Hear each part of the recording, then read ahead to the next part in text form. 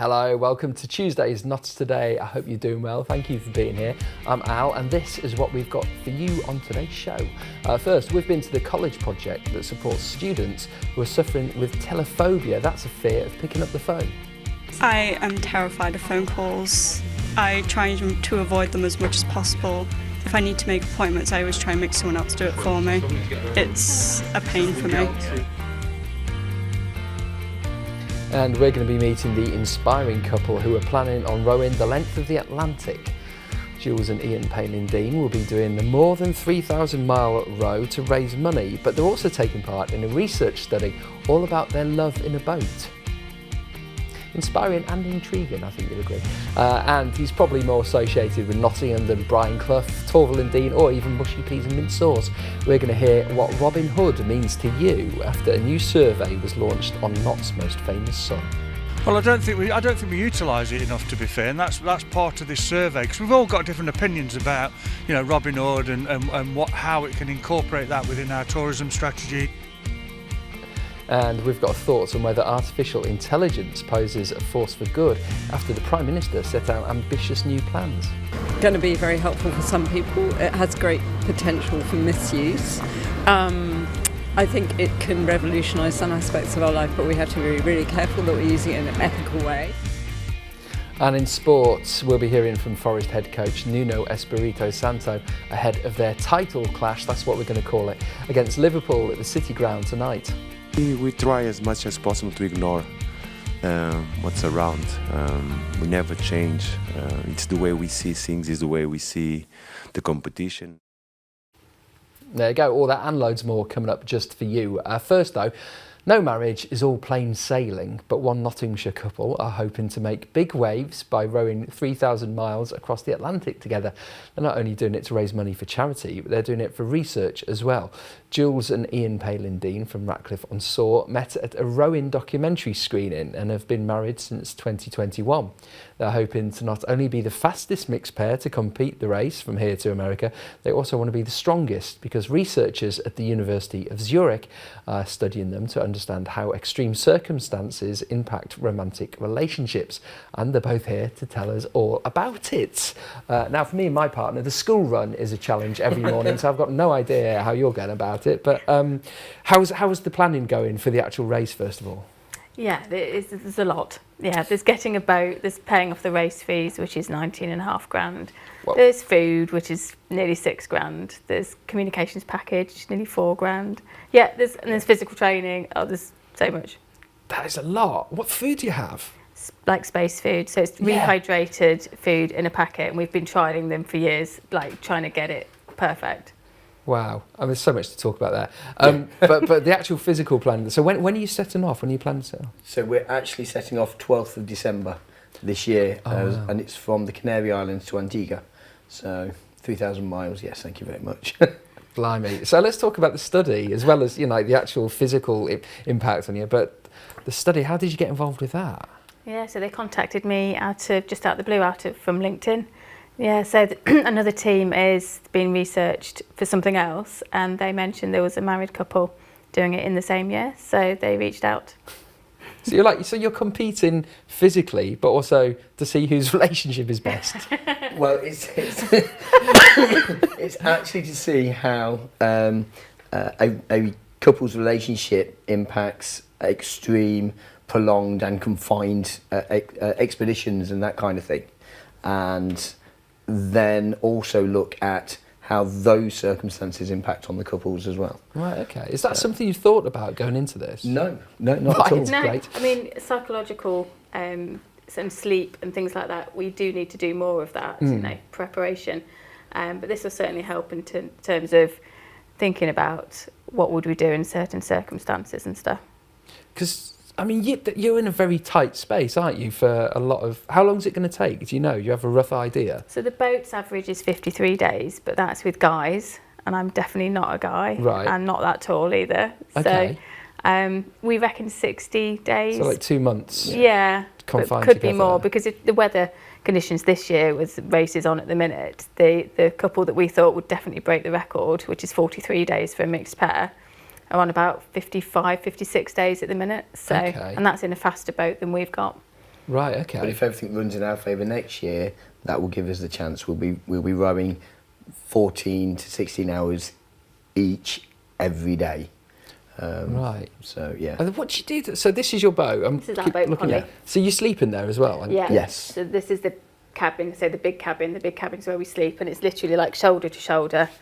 And touching either Feet to side. feet. Yeah. I mean, that in itself That's tight. is annoying. Yeah.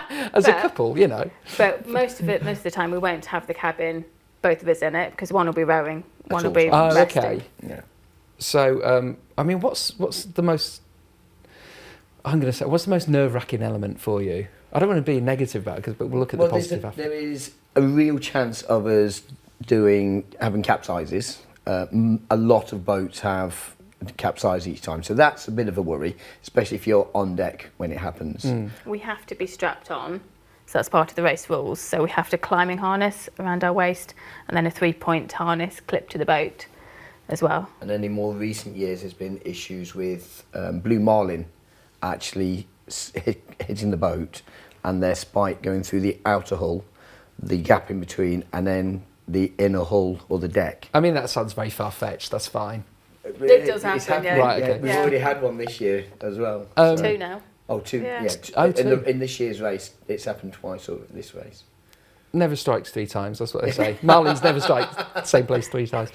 How can we follow you, like your journey so far? And obviously we want to get you back on the show before you go, if that's Yeah, all right. definitely. So we've got Instagram and Facebook. We've got a YouTube channel as well. We're Team Stronger Together with a TWA. Our Instagram handle is stronger_together with a TWA. Or you can go to strongertogether.co.uk. Fantastic. Oh, thank you so much for coming in. And yeah, definitely come in before you set off as well. Yes. And we'll look out for Marlin, they're fine. Right, let's move on now. Now, do you often find yourself, if you get a phone ringing that you don't recognise the number, you just leave it? Well, a lot of people do because of anxiety. And Nottingham College is doing something to tackle it amongst teenagers. It's running coaching sessions on improving phone confidence to support students in overcoming their fear, which has actually got a name. It's called telephobia. The sessions stem from a recent Uswitch survey finding a quarter of 18 to 34-year-olds never pick up calls. Sessions regularly get students to call up businesses just to ask when they're open, so they get used to speaking to someone on the phone. Jordan Guerrero has been along to see. In an age where we're spending more time online or working from home, making calls and sending emails is becoming the norm. And while this works for many, others are finding it hard to adapt because of fear of making phone calls. This phenomenon is known as telephobia and is something that's affecting more and more young people. But to tackle the problem, Nottingham College is now running classroom-based sessions enabling students to practice role-play questions for phone call scenarios. The aim is to encourage people to feel more confident picking up and making calls, with activities including calling up shops to ask if they've got items in stock. Chloe Feeks, who's a student at the college, can't stand phone calls and says they give her an overwhelming amount of anxiety. I am terrified of phone calls. I try to avoid them as much as possible. If I need to make appointments, I always try and make someone else do it for me. It's a pain for me. I think it's because I don't know what they're going to say or how the phone call will go, or if they'll ask for so much information. I only really call my parents, or on the rare occasion if I know that I have to have a very important phone call, I will answer, but I will be very nervous. This generation of pupils are more familiar with simply texting and Snapchatting friends rather than physically calling them to have a conversation. But this is filtering through to everyday life with others they interact with. Game design and development student Lewis Bakewell says he'd much rather never having to call again, but these lessons have been eye-opening.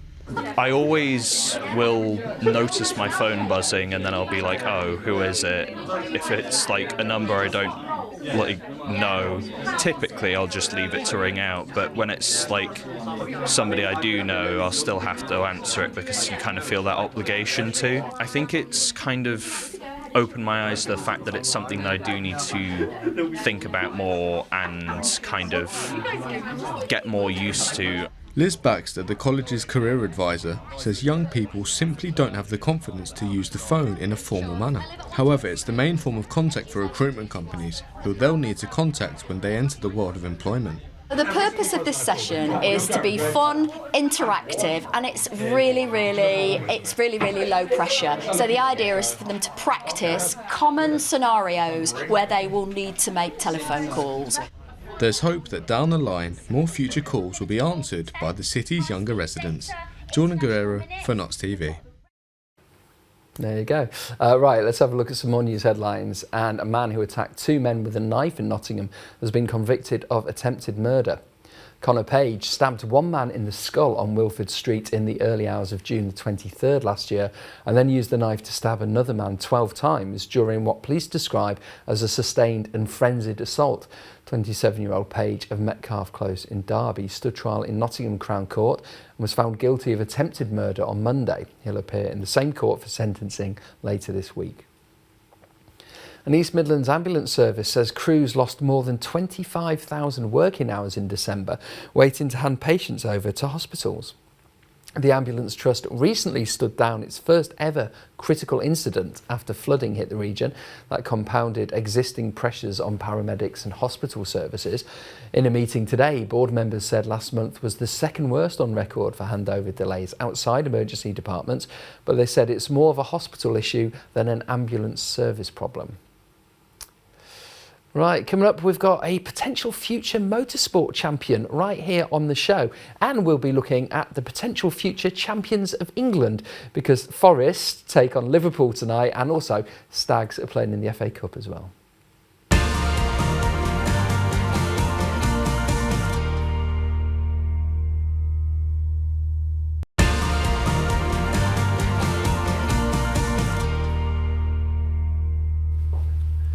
Hello, welcome back to Tuesday's show with me, Al. I hope you're well. This is what's happening in Notts today. First, repairing vandalised windows and roof issues at Nottingham City Council's headquarters will cost hundreds of thousands of pounds.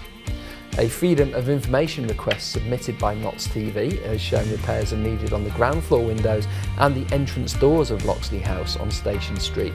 The authority says it's due to disrepair caused by damage and vandalism. Roofing also needs general maintenance as well as structural works to slabs on the building's ground floor. In total, the works are expected to cost about 320 grand. Now, the trust in charge of Nottingham's hospitals has managed to more than halve its spending on agency staffing. Nottingham University Hospitals Trust, which runs the QMC and City Hospitals, spent £11.4 million on temporary staffing, like locums, to fill rota gaps between April and November last year. That was more than £16 million lower than the figure for the same period a year earlier. The Trust said it's a significant improvement, which is also below NHS targets.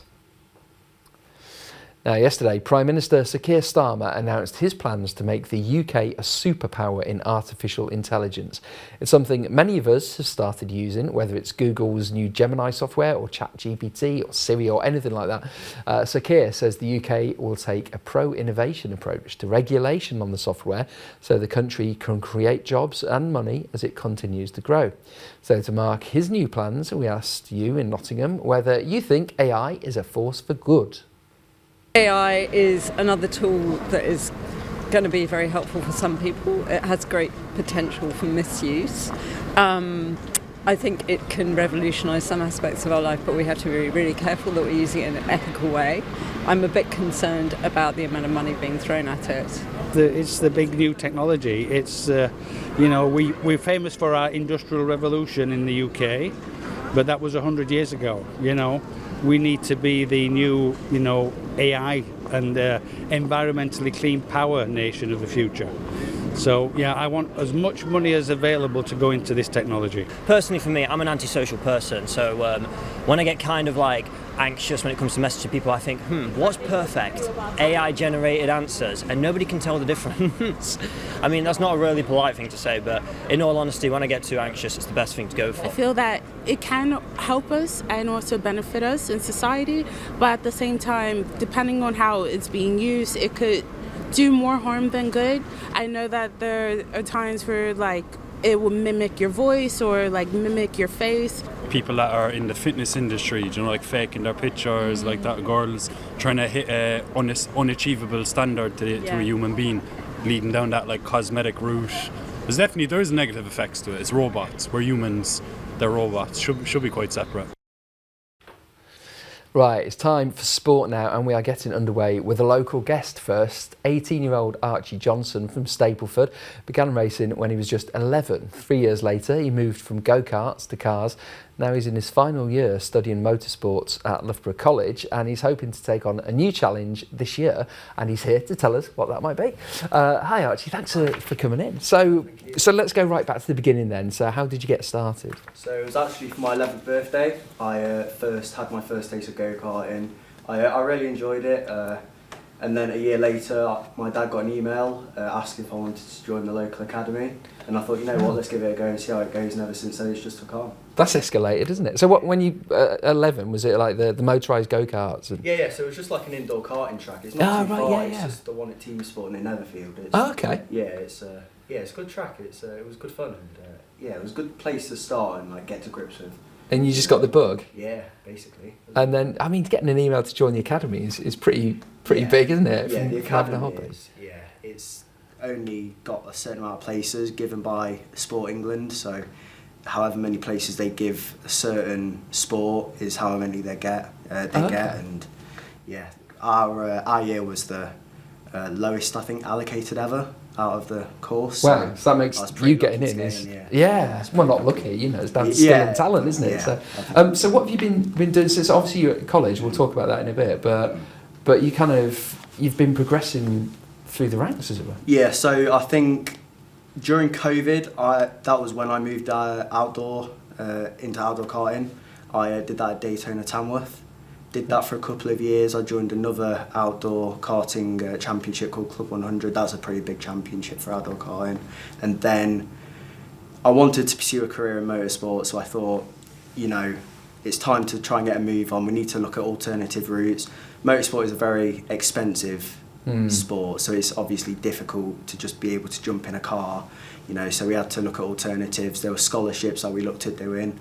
I entered a Fiesta scholarship, came third in that, and that ultimately gave me the opportunity to race with the team I'm with now, and without the backing of my sponsors, I wouldn't be racing now. That's amazing. So when people think of motorsport, you know, F1 is kind of the one, but it's so varied, isn't it? It's you know, so many different places you can go with it. I get that. A lot of people ask me what I want to do in motorsport, and they always say, oh, is it F1 that you want to reach? But it really isn't. It's more the endurance racing kind of type. You know, right, okay. The more long distance racing, I prefer that over, you know, the single seater car and all that. Okay. So you've here on the screen now, you've got so many trophies. Yeah, this was from the season just gone. I came second in the championship.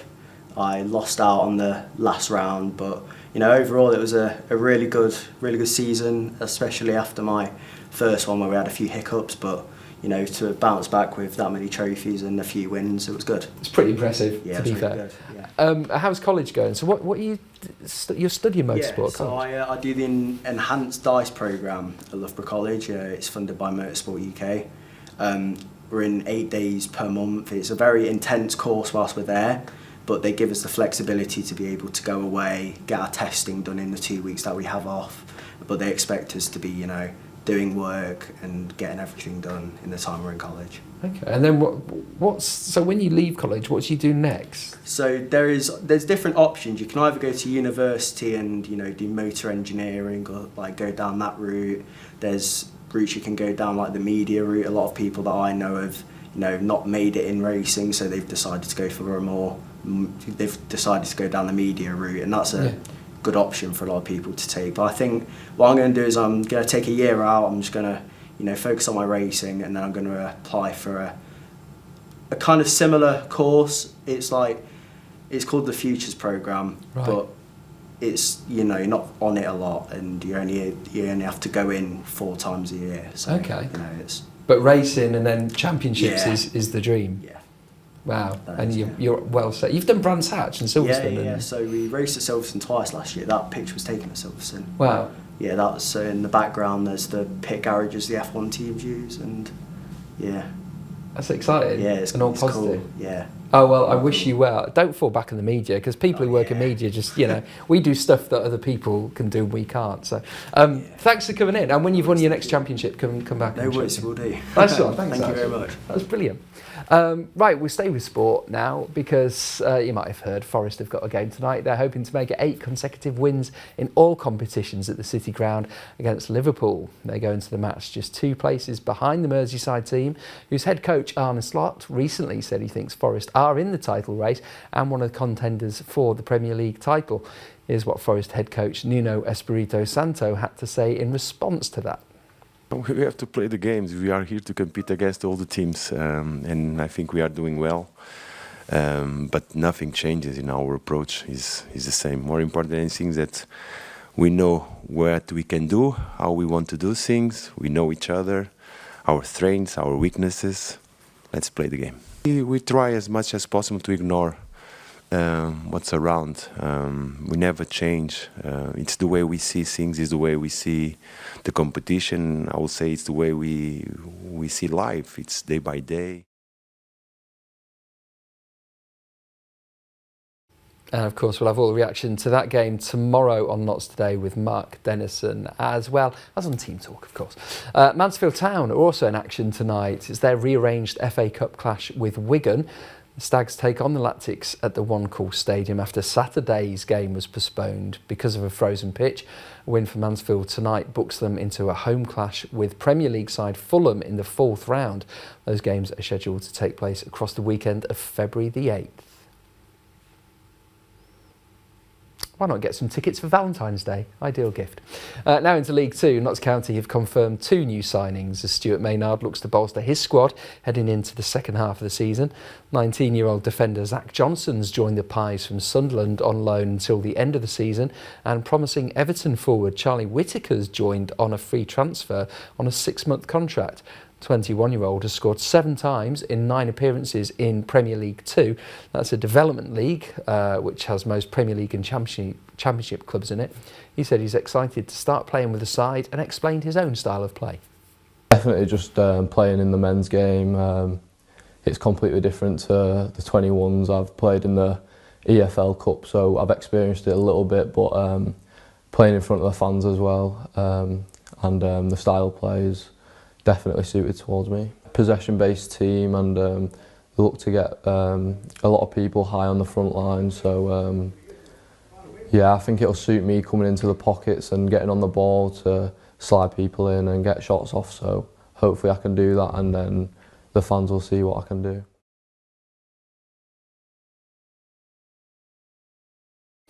There you go, exciting times. Right, time for a look at your picture of the day now. And oh dear, this was taken at Willerton Deer Park. Chris Brooks took this one. The pun was provided by our own Sam Jones. In your weather tonight, it's going to be dry. It will be misty though. Temperatures around 8 degrees overnight.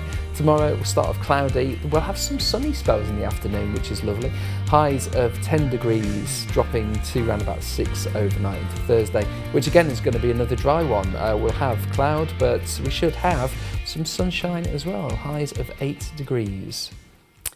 Right, coming up, we're looking into the values of advertising. We'll have your What's On guide, and then we're also going to get proper Nottingham as well.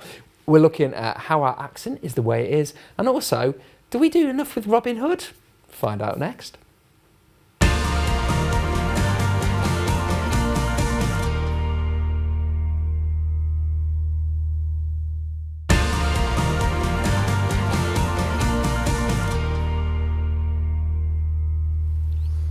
Hello, welcome back to Notts Today. Thank you for being here. I'm Al. This is what's happening in your county on Tuesday. And more than 400 more homes have been approved for Mansfield's huge Lyndhurst development. Mansfield District Council gave the final go-ahead to a planning application by Bellway Homes last night for 484 properties just off the A617 Mar Road. It's the next phase of the large 1,700 home project. It already has hundreds of homes there. It could eventually include facilities like a school and a care home and nursery as well. In a meeting yesterday though, some concerns were raised about available residential parking. And staying in Mansfield, the authority has also confirmed a £2.2 million hole in its finances has been plugged this year. The council is setting out budget proposals and revealed it was facing the gap for the current year, which ends at the end of March. But the hole has been plugged thanks to savings and the use of reserves, and the news comes as the council prepares to set out its budget for the new year as well. In papers, the authority revealed it's due to get smaller government grants next year than in previous years. Right, if you're sort of a crazy creature who goes on a cold Tuesday, then let me tell you what you can get up to with our What's On guide. First, Coco Tang is the place to be. It's got a House of Disco night with a live saxophone show. It starts at 10:30, it goes on until 3 a.m. If that's a bit too late for you, but you still want to go out and have a dance, the Pelican Club on St Mary's Place has a night of smooth tunes with jazz, blues and much more. Starts at 6:30. You'll need a ticket. You can get that online. That's nice and early. That feels more sensible. There's still Panto as well. You've got the Nottingham Playhouse and the Mansfield Palace Theatre. And at Mansfield, there's also a bonus pantomime from the Westfield Folk House. They've got Cinderella. Tickets just £9 for that. It's a family show. It starts at 7:15. So whatever you get up to tonight, wrap up warm and have fun. Right, now, does your employer advertise values like inclusivity and commitments to the environment? Well, a new study by Nottingham Business School has found that there's a significant mismatch between these type of company policies and how the employees behave. Dr. Zara Weissel, who's a lead researcher and associate professor of business psychology at NTU's Nottingham Business School, is here to tell us all about it. Hello, so yeah, tell us about the work you've been doing with this there. Yeah, so it's it's an important issue and probably one that we can all relate to when we've known a company and then you go and work for the company and the image you had of it is quite different to the one that you then experience when you work in it. But it's a problem for things like well-being, inclusivity, as you mentioned, because if you, for instance, you value your work-life balance and you go and work for a company who says that they value work-life balance, and then the reality when you get in there is quite different. Clearly that's a problem, and you're not likely to be very happy or possibly not stay very long. Also for things like innovation. So let's say you're a recent graduate, you want to work for a company that proclaims to be, really innovative, and then you get there and every idea you suggest is ignored or argued away for why it's too risky or whatever. But so we wanted to find out, well, we suspect this is an issue. How much of an issue is this across the UK? So we did a survey of over 1,000 UK employees and found that it is quite widespread.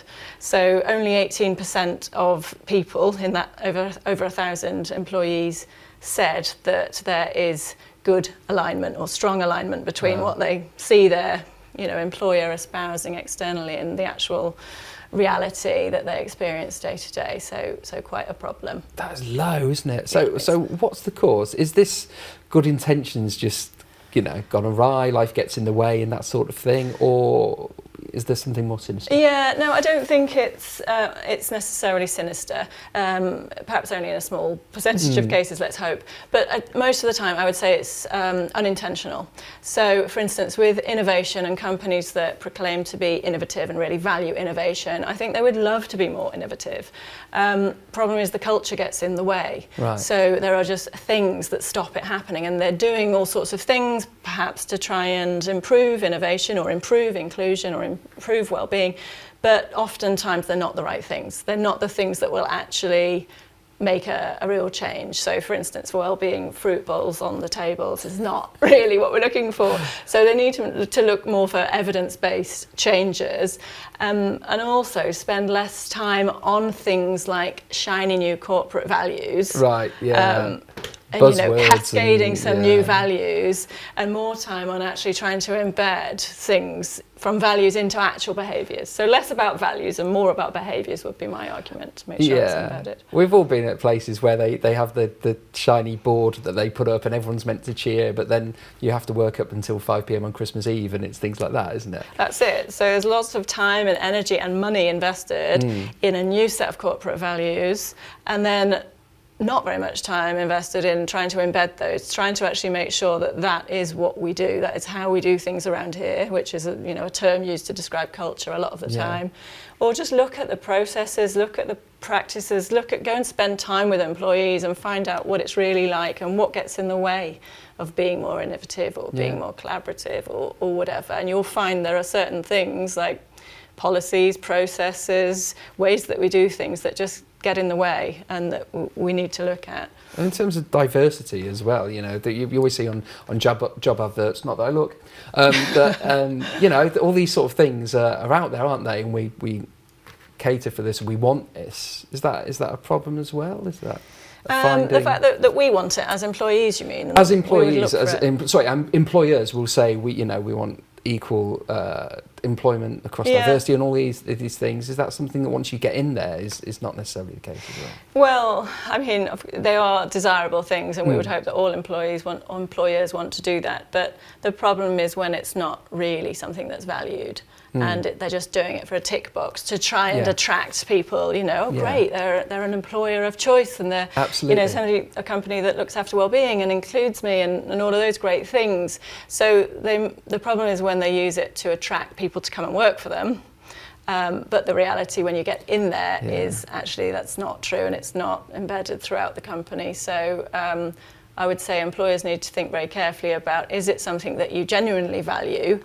For instance, innovation, you will have to invest in that. You will have to allow people time to innovate. And oftentimes I'm doing research in companies like with engineers, with lawyers, with professional services people who have to bill for their time, and they have a target of how much of their time, it might be 80% of their time needs to be charged out to clients.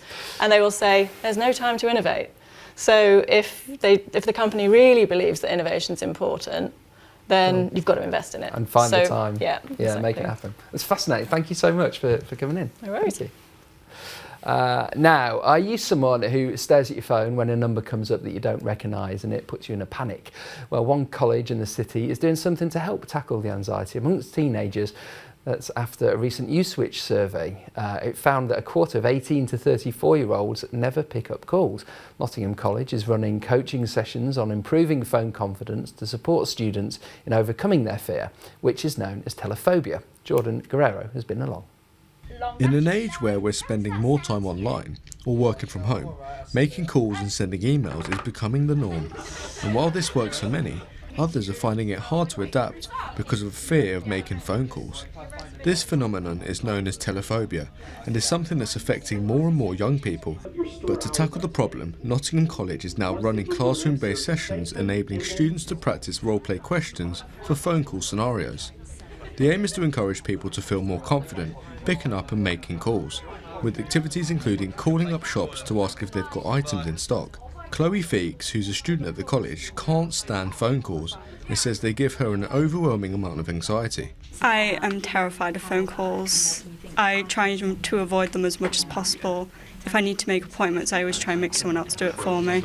It's a pain for me. I think it's because I don't know what they're going to say or how the phone call will go, or if they'll ask for so much information. That I only really call my parents, or on the rare occasion if I know that I have to have a very important phone call, I will answer, but I will be very nervous. This generation of pupils are more familiar with simply texting and Snapchatting friends rather than physically calling them to have a conversation. But this is filtering through to everyday life with others they interact with. Game design and development student Lewis Bakewell says he'd much rather never having to call again, but these lessons have been eye-opening. I always will notice my phone buzzing and then I'll be like, oh, who is it?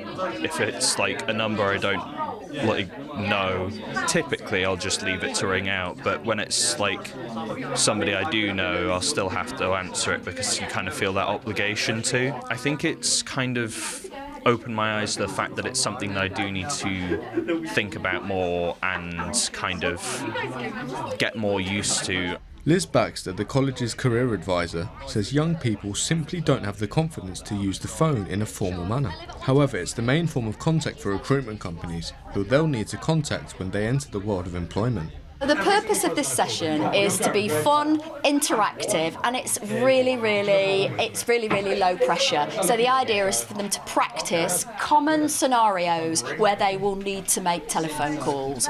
There's hope that down the line, more future calls will be answered by the city's younger residents. Jordan Guerrero for Notts TV. Could have been an email. Now, a Nottingham flat which has been plagued by drug, crime, violence and antisocial behaviour has been boarded up. Nottinghamshire Police and Nottingham City Council have worked together to close down the flat on Cranmer Walk in St Anne's, just off Cranmer Street, after frequent complaints from local residents.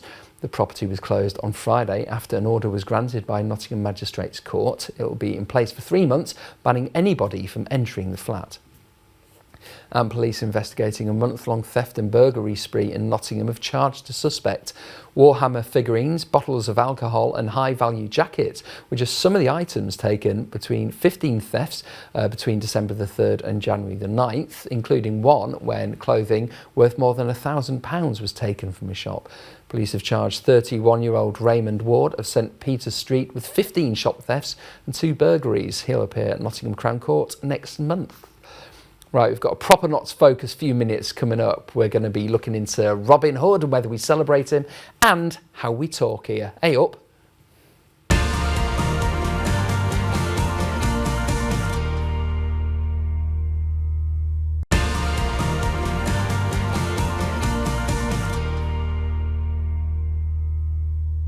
Hello, welcome back to Tuesday's show with me, Al. Thank you for being here. I hope you're doing well. This is what's happening in Notts today. Nottingham's largest cinema has announced it'll close its doors within weeks. Cineworld, which is based inside the Corner House off Foreman Street, will close the multiplex cinema after its final screening on Sunday, February the 2nd. The company described the closure as disappointing news, but said it comes as part of the UK-wide restructuring of its business model. It's sad, actually. Now, former Notts mine workers on a pension scheme have called on the government to release cash into their pockets. Members of the British Coal Staff Superannuation Scheme, which has a £2.3 billion investment reserve, want to see some of that money handed over to them following financial issues with the cost of living crisis. There's about 40,000 members of the scheme nationally. Their calls follow a similar agreement being pledged by the government for members of the separate mine workers pension scheme too. Now, do you think we do Robin Hood proper in Notts? Do we celebrate one of the world's most famous outlaws enough? Well, this week, Nottinghamshire County Council launched a survey asking residents, as well as visitors and local businesses, their views on the legendary Man in Tights, as well as how he can be used more to promote tourism here. So we've been out to get your thoughts, and we've spoken to the authority's cabinet member leading on the survey as well. We've done surveys before about tourism in Nottinghamshire, and we thought we'd aim it more specific at Robin Hood. So it's a prominent brand. All the big companies in the world that have brands like Mercedes and people like they'd love a brand that's got this sort of coverage. Well, I don't think we utilise it enough, to be fair, and that's part of this survey, because we've all got different opinions about Robin Hood and how it should be used, and I think we've missed a bit of a trick. If you look at the legend of Robin Hood was in Nottinghamshire, and he hid in Nottinghamshire from the evil sheriff of Nottingham, and everybody will have their own opinion about how we can promote Robin Hood and the old legend of it. Really, we've already had 200 people respond to it, so it's obviously something that people are really passionate about.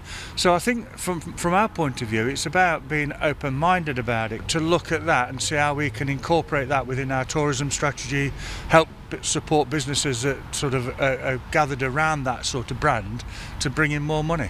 Well, you use him for the ice skating competition, so I think, and there was also the charity, I think, that connected to the Robin Hood. So, well, but I think you could do more. Yeah, the Nottingham could more promote him, so they promote the city by the Robin Hood. Yeah.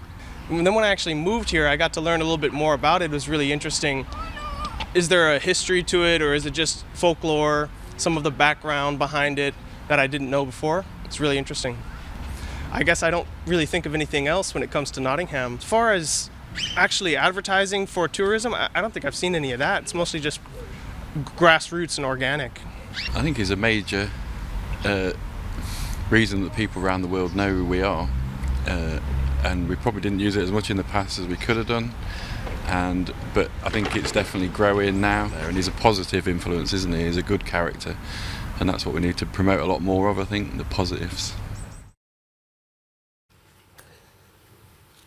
Now, moving on from Robin Hood, only a little bit, because we're staying with proper Nottingham, and it's whether or not the Not's accent and language still has a place, isn't it, really? Last year, the UK joined the UNESCO Convention for the Safeguarding of the Intangible Cultural Heritage. That trips off the tongue. That's a treaty set up to protect history, which you wouldn't be able to see on the shelf or in a museum or read in a textbook. And that, of course, includes certain phrases we use and the accents, like our very own "Hey up me duck." Natalie Braber is a Professor of Linguistics at Nottingham Trent University and one of the creators of Nottingham Lingo as well, which is a website built to document and celebrate the Not's way of words, and is here now. Joe, I'm going to start with that. Are we still... Is it still in this day of age? And, you know, I've got 2 young kids who say candy and stuff because we let them watch too much YouTube. Is the accent still as pertinent as ever? I mean, language is always changing. So if you spoke to someone in Nottinghamshire 100 years ago or 50 years ago, yeah, they sound different to people today, but that's normal. The world changes, so language changes, and accent and dialect are one of the things that change as well. Okay. So let's talk about the work you've been doing then. So what were you setting out to find, really? Yeah, so one of the things, so like you said, a really snappily Convention for Safeguarding of Intangible Cultural Heritage. Well, what does that mean? So when people think about heritage, they think about stuff and objects and buildings and really grand things. But lots of heritage isn't something that you can touch or see. So it could be folklore, it could be traditional crafts, it could be traditions. And language is one of those things. And a lot of the work that I've been doing, and a lot of the work I did initially was with coal miners, for example. Right. If you look at the sort of coal mining heritage groups, for example, here in this region, they keep stuff and objects and things that, you know, that are about the industry. But I was speaking with them to say, well, your language is part of that heritage. It's part of your identity. It's part of who you are. But it's often something that's overlooked and taken for granted. So with the UK signing this convention, it was... there was only 12 countries in the world that hadn't, and the UK was one of them. This is now in process, so we've what we call ratified the convention. So now what do we do?